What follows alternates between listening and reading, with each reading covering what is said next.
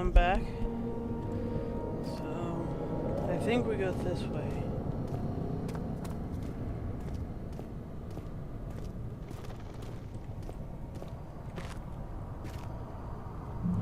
The laboratory. He fell to the kitchen floor. Tears were beginning to well in his eyes as he received the first kick in his stomach.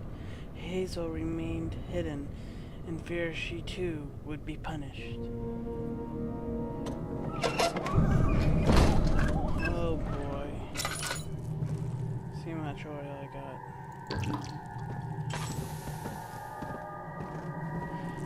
I don't think any monsters show up yet. Whoa!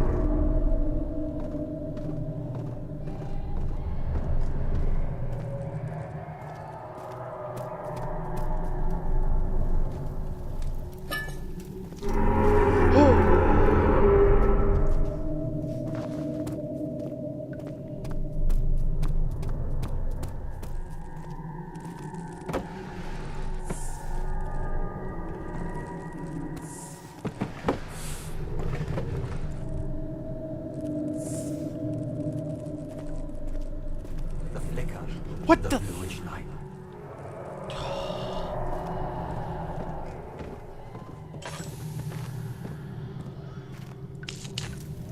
How many of those still got? 11.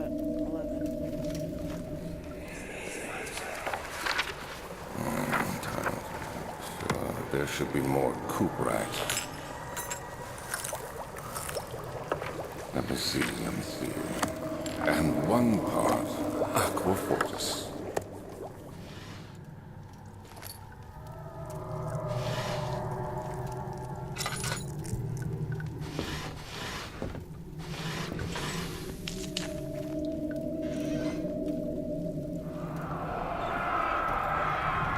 One day, I will return. If it wasn't for the thought of you, my love, I wouldn't be able to go on. When I find myself doing terrible things, I take comfort in you. As long as I am able to think of you and long for a life together, I know I'm better than the others. I weep for them. They lust for power without restraint, where I only crave fair judgment and safe return. Okay.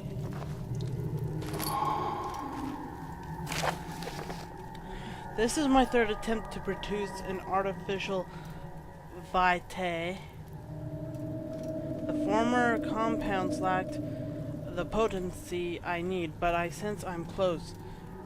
Calamine and oprimate are given, and the cooperite binds them well. This time I will attempt aqua riga instead of aqua fortis. I hope it will produce an even more more even solution. The experiment was unsuccessful. The solution is highly acid and proves impractical to put to any use except as detergent. Organic tissue reacts especially violently to the solution and should be handled with the greatest care. I might be able to use the recipe, but I'm losing hope that I will find an alchemic solution to my predicament. Okay.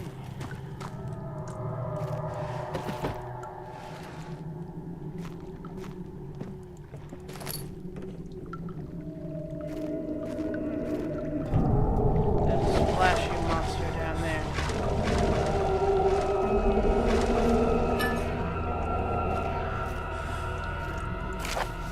The lack of a chimney to properly vent the fumes from my most recent experiments have taken its toll on many of my less stable ingredients. In storage, some seem unaffected, but many are stained by the fumes and will be difficult to salvage. I shall do what I can and move them to the wine cellar. Okay, I need to go to the wine cellar. But I'm pretty sure I have to go and find a key first.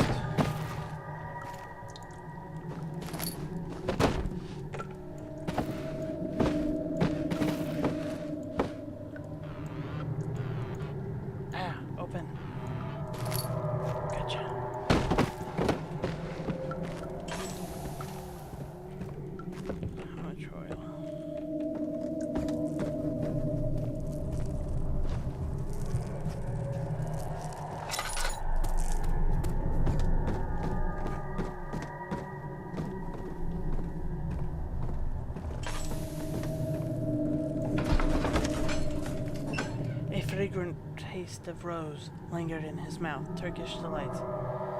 He thought just like the ones the consulate in. Get away from me! Oh dear, somebody's getting killed.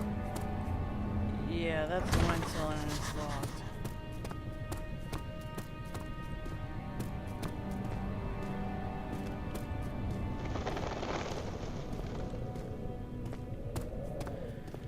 Oh dear.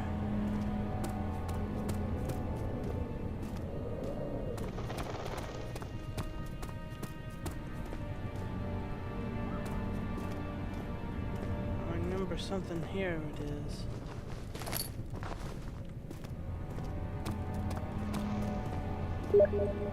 What the? Oh god. That was my dad, everyone. He's having trouble with his computer. Traveling to Dover meant going through Canterbury. He made sure to pay a visit to avoid the sense of guilt connected with neglect of family.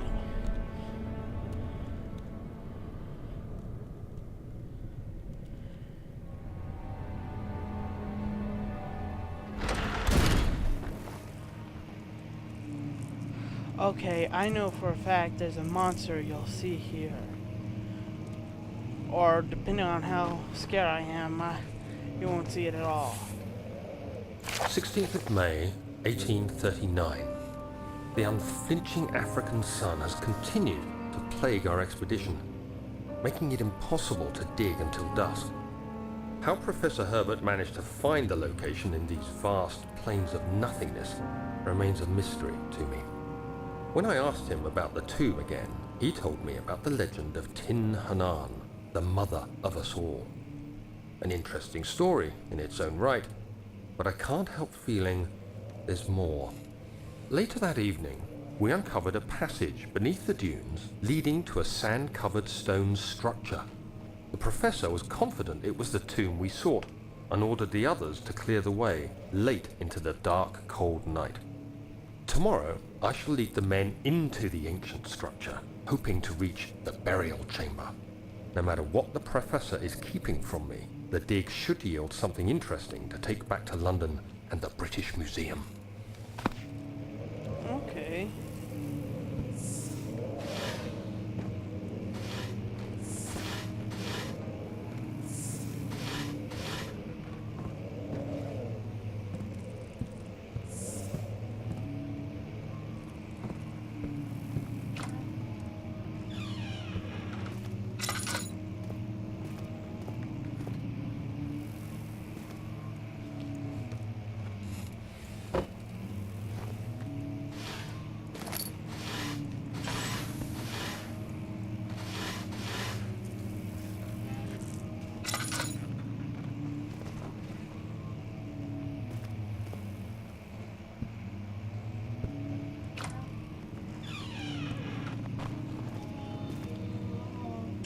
Jesus. Oh, God.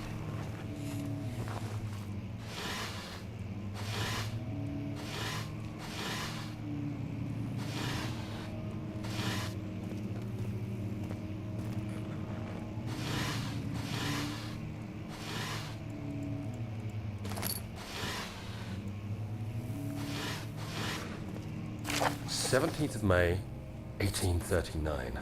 My hands tremble as I write. I feel a need to document my tribulation, for I fear that my memory will fail me if I linger.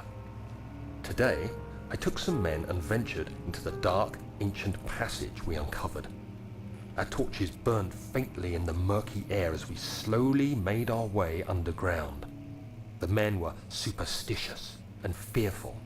They argued loudly, and I felt their strange language getting to me.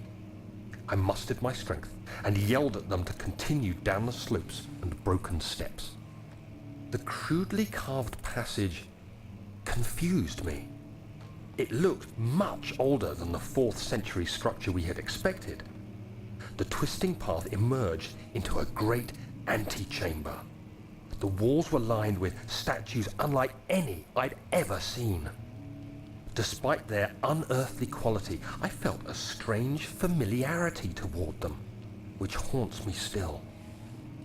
At the far end of the chamber, a great slab of stone sealed off whatever lay ahead. I gave the order to raise it, and as I pushed through the narrow space, the heavy stone suddenly dropped, sealing me inside. I was trapped. Uh-oh. Oh, God. I don't want to continue.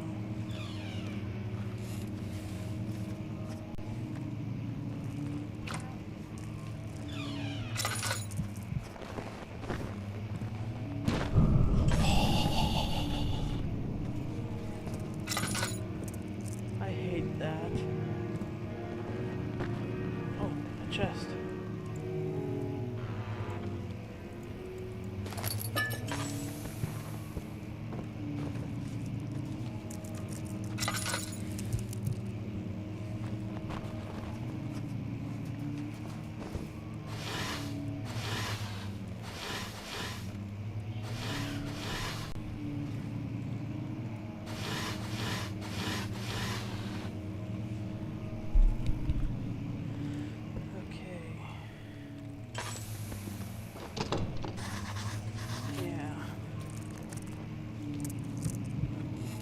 Pretty sure there's nobody in this next room. Piano's that way. Okay.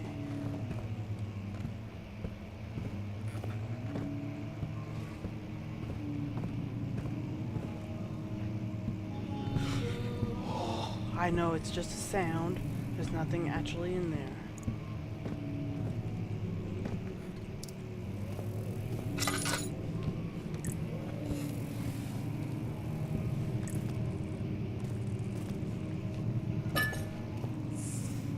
Oh God, I thought I saw something down in the corner.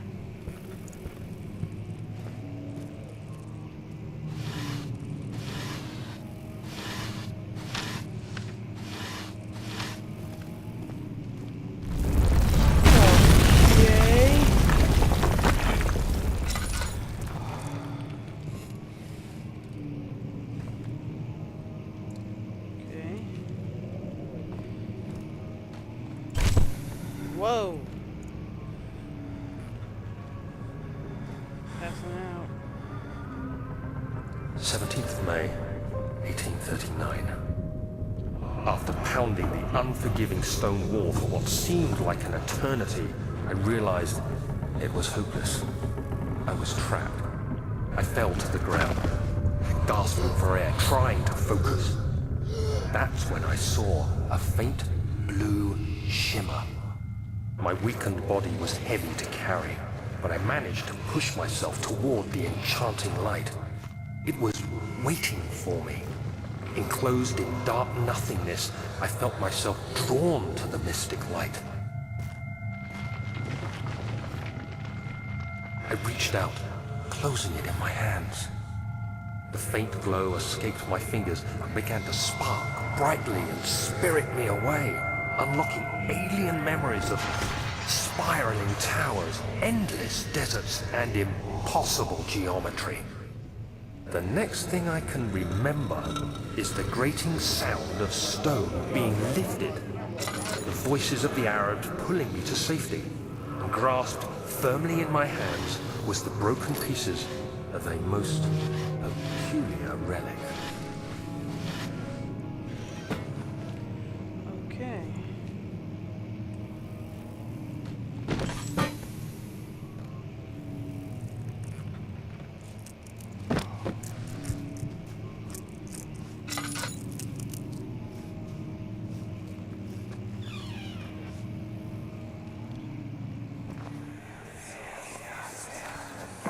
Much of the castle is old and hasn't been tended to for centuries. When the shadow arrives, it won't take long until things start falling apart. We're just buying time anyway. Let's do what we can. There isn't much to be done about the wars. We should reinforce weak structures. The ground will tremble and there's a risk everything will cave in on us, especially downstairs. Here, here, and there. Let's get the servants working on it.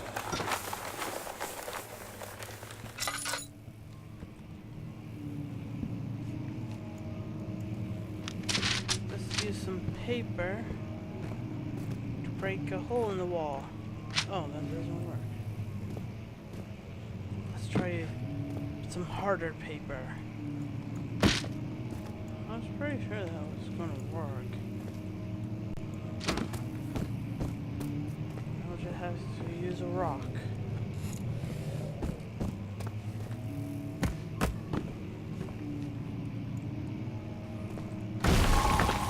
There we go.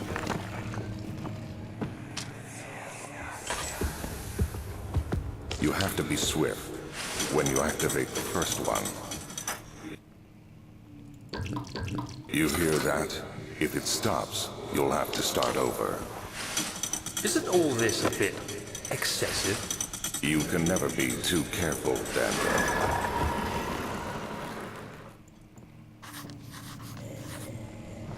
Oh, I just heard a disturbing noise.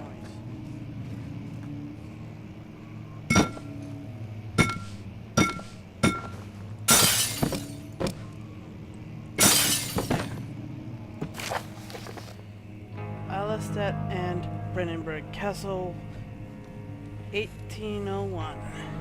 Another region rich with lore as Alcestat deep within the East Perusian woods.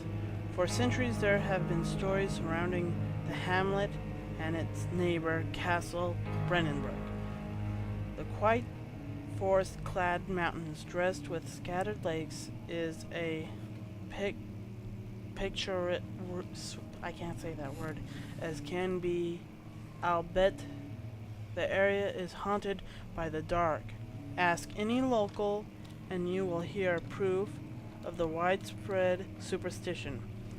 All travelers should indulge themselves in such conversations since it will certainly serve as exciting entertainment.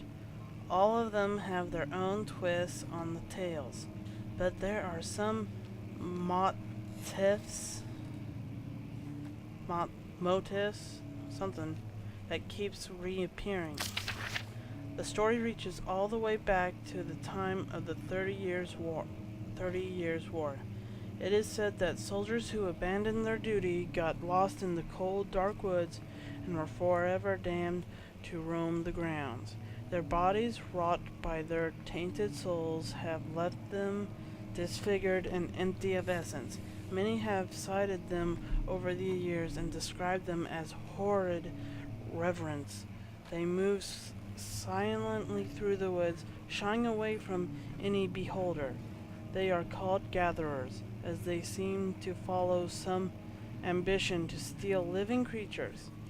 It is their prey which can be heard struggling inside damp burlap sacks, dragging behind them, which reveal their presence. What dark scheme do they follow?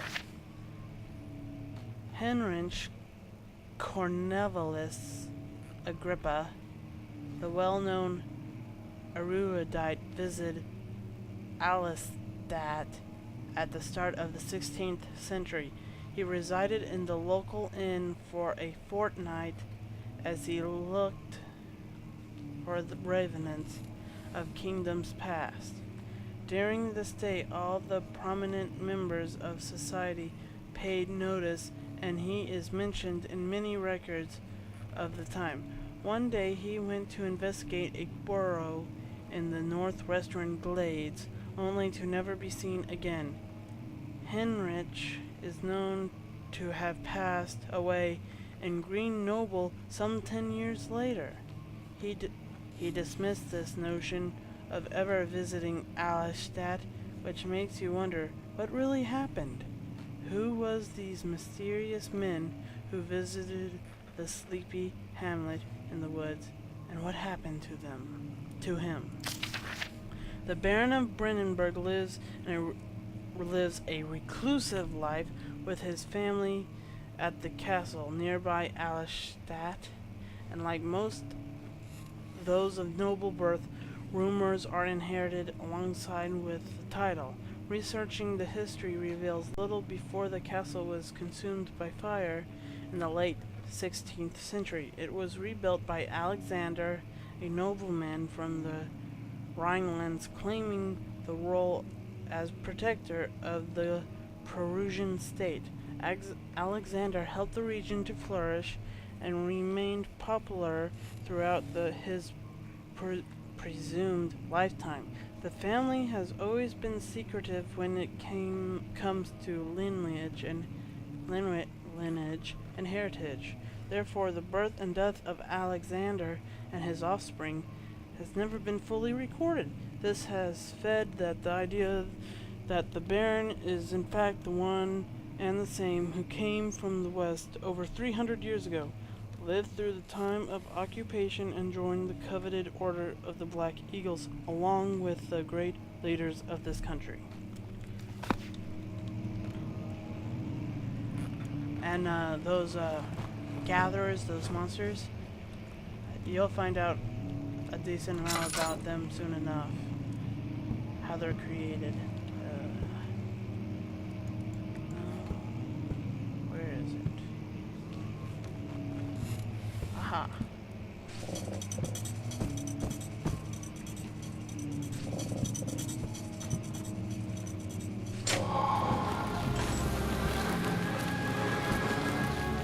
Okay. I'm gonna open this. As soon as I pick up that key, I'm gonna freak out and run.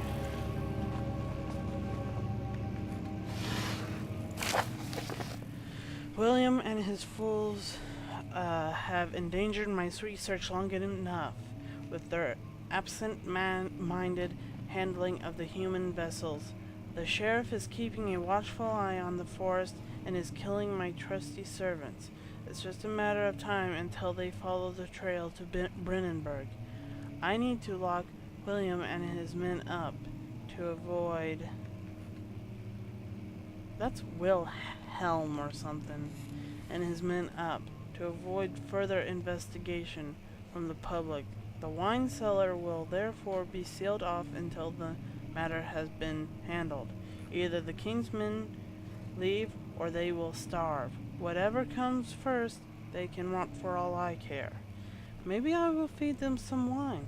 It would, in a sense, solve both of my problems. Okay. 1, 2, 3.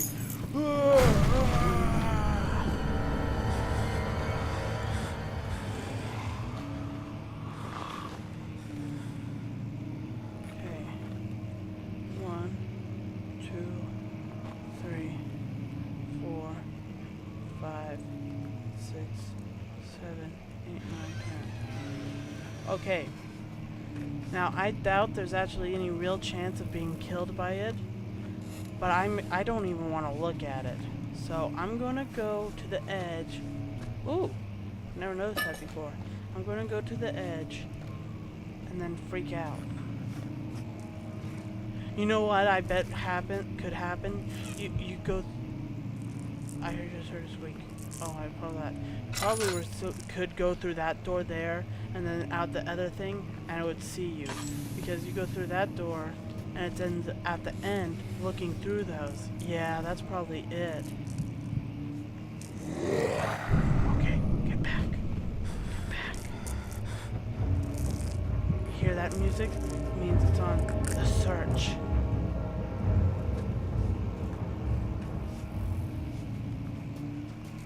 Okay. I am being extra careful, but I'm kind of freaked out now. Alright.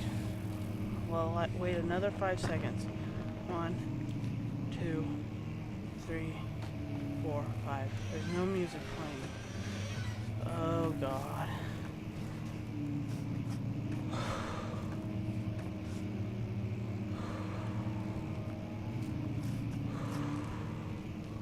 Okay, I am terrified. I really hate this game. Alright. Oh.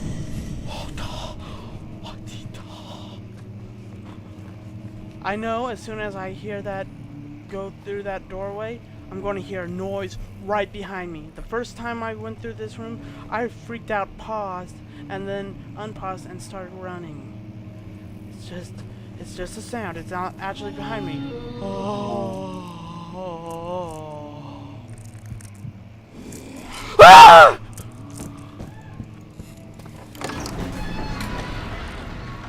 The sand gave way to his entire body. He fell from the canal's back. He let the wind gently sweep across his face and his body. Get away from the fleshy monster goo. Oh, God. Alright, I'm going to leave it off for now. We made some progress. Next we'll be going through the wine cellar where we see another monster. And I know that last thing was probably another just sound, but I don't remember it, so yeah. Thanks for watching.